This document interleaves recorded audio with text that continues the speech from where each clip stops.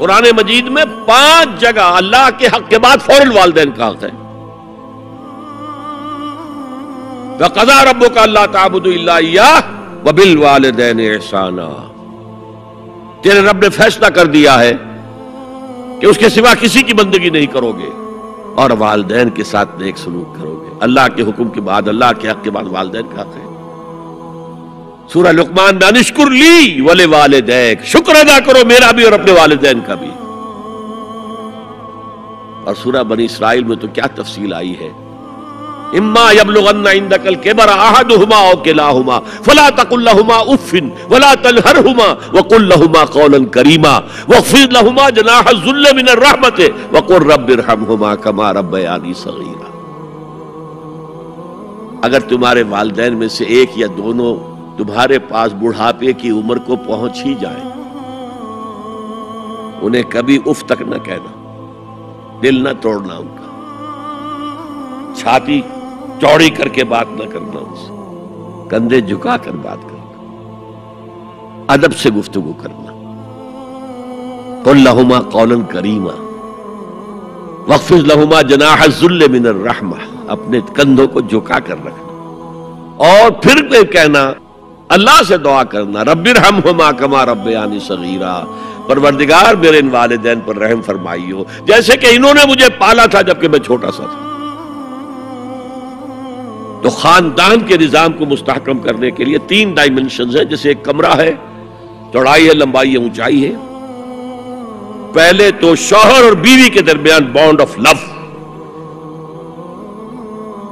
اب یہ شوہر اور بیوی پیرنٹس بن گئے ہیں، والدین بن گئے، اولاد آ گئی. سیکنڈ ڈائمنشن ایڈ ہو گئی، ادب، عزت.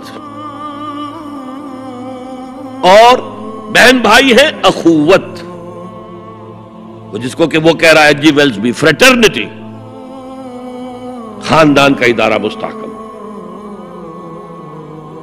یہاں ایک نقطہ اور بیان کر دوں. لیگل لیول پر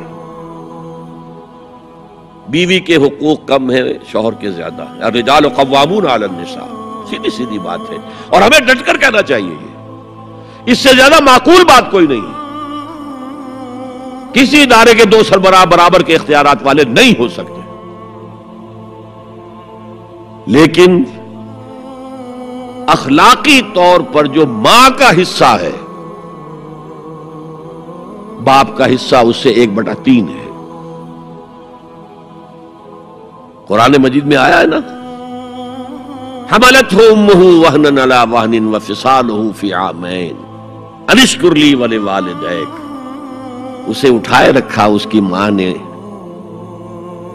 اپنے پیٹ میں، کمزوری پر کمزوری جھیل. کمزوری تو ہو رہی ہے، اس کا خون چوس رہا ہے اندر، جھونک جو ہے وہ چوس رہی ہے خون اس کا.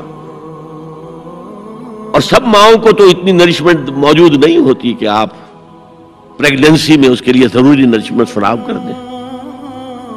وہنن علی وہن، کمزوری پر کمزوری جھیل کر بھی اپنے پیٹ میں اٹھائے رکھا. وفصالہ فی عامین، اور پھر دودھ چھڑانا ہوا 2 سالوں میں.